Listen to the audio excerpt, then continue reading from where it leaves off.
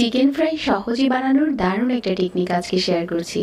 এই রেসিপিতে chicken fry বানালে ঝটপট বানিয়ে নিতে পারবেন।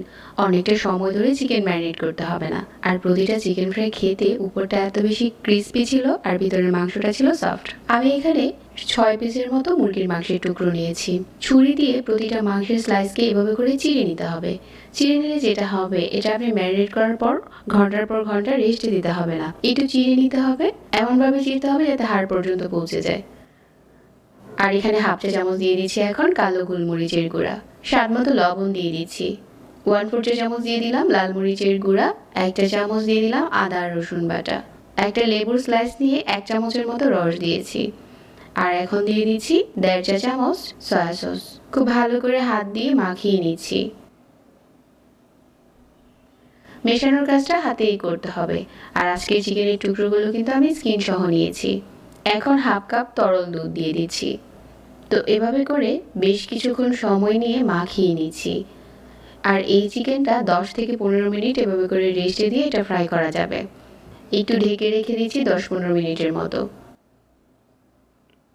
মুরগির মাংসটা রেস্টে দেওয়ার পর ক্রিস্পি চিকেন ফ্রাইয়ের জন্য ময়দা নিয়ে নিচ্ছি। এখানে আমি 2 কাপের মতো ময়দা দিচ্ছি।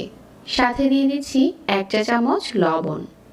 আর দিয়ে দিচ্ছি 1/4 চা চামচ গোলমরিচের গুঁড়া। হাফ চা চামচ দিয়ে দিচ্ছি লাল মরিচের গুঁড়া। ভালো করে একটু নেড়েচেড়ে মিশিয়ে নিচ্ছি। যদি এটা বাচ্চাদের জন্য বানাতে চান তাহলে মরিচের গুঁড়াটা স্কিপ করতে পারেন। যে চিকেনটা ম্যারিনেট করে রেখেছিলাম এটা থেকে এখন নিয়ে সরাসরি ময়দার উপরে দিয়ে দিচ্ছি। ময়দার উপরে দিয়ে এটা হাত দিয়ে শুধু উপরটাতে ময়দা লাগিয়ে ঘোরাতে হবে।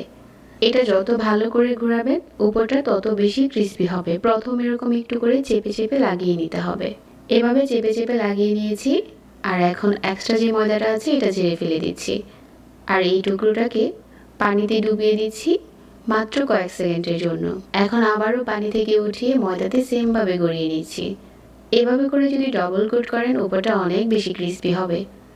আপনি চাইলে একবার গড়িয়েও এটাকে ফ্রাই করতে পারেন, তবে 2 বার যদি এভাবে করে গড়িয়ে নেওয়া হয় তাহলে উপরটা অনেক বেশি ক্রিস্পি হয়। আর এটা দেখেই বোঝা যাবে যে উপরটা কত ক্রিস্পি হবে। এই পর্যায়ে চাইলে কিন্তু আপনারা ডিপ ফ্রিজে সংরক্ষণ করতে পারেন। যখন দরকার শুধু ভেজে দিলে হয়ে যাবে। একটা জিপলক ব্যাগে ভরে রেখে দিতে পারেন। তবে আজকে চিকেনগুলো আমি ফ্রাই করে দেখাচ্ছি। মিডিয়াম আঁচে তেল গরম করে গরম তেলের উপরে দিয়ে দিলাম। আর ছাড়ার পর চুলার আঁচ একদম কমিয়ে দিতে হবে, কারণ ভিতর থেকে যাতে মাংসটা খুব ভালো করে ফ্রাই হয়। মিডিয়াম আঁচে ভাজতে হবে, তা না হলে উপরে ময়দা যে কোটটা আছে ওটা খুব তাড়াতাড়ি কালার চলে আসবে, ভিতর থেকে কুক হবে না। এই জন্য চুলার আঁচ কমিয়ে সময় নিয়ে ভাজতে হবে। বেশ কিছুক্ষণ সময় নিয়ে ভেজে নেওয়ার পর এগুলো দেখেই বোঝা যাচ্ছে যে উপরটা খুব ভালো ফ্রাই হয়েছে। আর আমি যেহেতু চিকেনের টুকরোগুলো চিড়ে দিয়েছিলাম এর কারণে কিন্তু এটা খুব তাড়াতাড়ি ফ্রাই হয়ে যাবে। এই টেকনিকে বানিয়ে দেখতে পারেন। উপরটা অনেক ক্রিস্পি হয়েছে আর সেই সাথে দারুণ একটা কালারও এসেছে। এখন এই ক্রিস্পি চিকেন ফ্রাইটা সসের সাথে পরিবেশন করলে খেতে দারুণ টেস্টি হয়।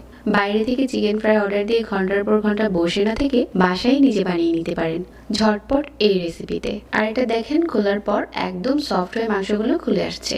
কতটা জুসি হয়েছে ভিতরটা আর উপরটা ক্রিস্পি। যারা এতক্ষণ সাথে ছিলেন সবাইকে অনেক ধন্যবাদ জানাচ্ছি। আজকে এখানে